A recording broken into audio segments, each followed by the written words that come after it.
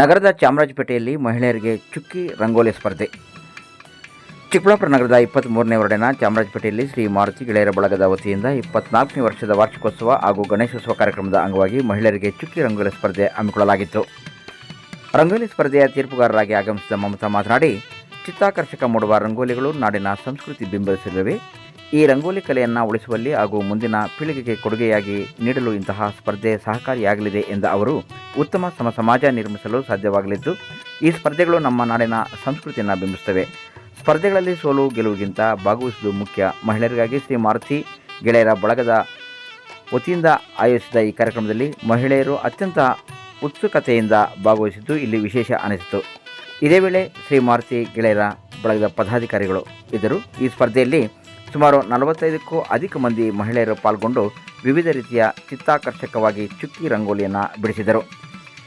ಈ ವೇಳೆ BV Shreyas, BL Vinod, ಚಿನ್ನು, RG Naveen, Shreyas, SLN Ranjit, ಗಿರಿ, ಚೇತನ್, ಉತ್ತಮ್, ದರ್ಶನ್, ಮೆಹಿತ್, ಪವನ್, ಬಾಲಾಜಿ, ಯಶವಂತ್, ಪ್ರಫುಲ್ಲ, ನಿಶಾಂತ್, ಅಥರ್ವ, ಕಾರ್ತಿಕ್, ಮುಖೇಶ್ ಸೇರಿದಂತೆ ಇನ್ನಿತರ ಪದಾಧಿಕಾರಿಗಳು ಮತ್ತು ಸದಸ್ಯರು ಇದ್ದರು.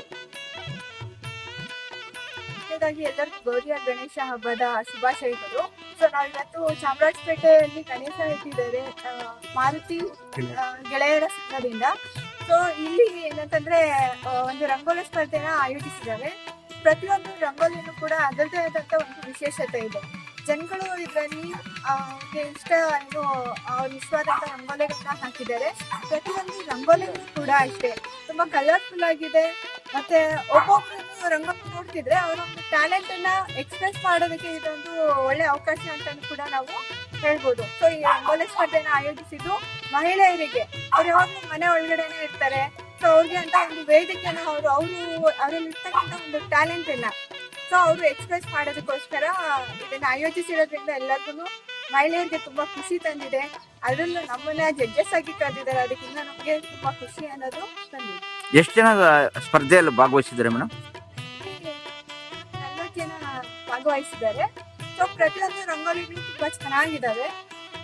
ಅದರಲ್ಲಿ ಕೆಲವು ರಂಗೋಲಿಗಳು ನಮ್ಮ ಸಂಸ್ಕೃತಿಯನ್ನು ಕೂಡ ಎತ್ತಿ ತೋರಿಸುವಂಥದ್ದು ಕೂಡ ಇದೆ. ಸೊ ಹಿಂದಿನ ಕಾಲದಲ್ಲೆಲ್ಲ ರಂಗೋಲಿಗಳು ಹಾಕಿದ್ರೆ ಅದನ್ನು ಕೂಡ ಈ ರಂಗೋಲಿಗಳಲ್ಲಿ ಕೆಲವು ರಂಗೋಲಿಗಳಲ್ಲಿ ನೋಡಬಹುದಾಗಿದೆ. ತಮ್ಮ ಹೆಸರು ಮೇಡಮ್? ತೀರ್ಪುಗಾರರಾಗಿ ಯಾರು ಬಂದ್ರಿ ನೀವು? ಎಲ್ಲ ಮರಿಯಾ ಅಂತ ಹೇಳಿ ಅವರು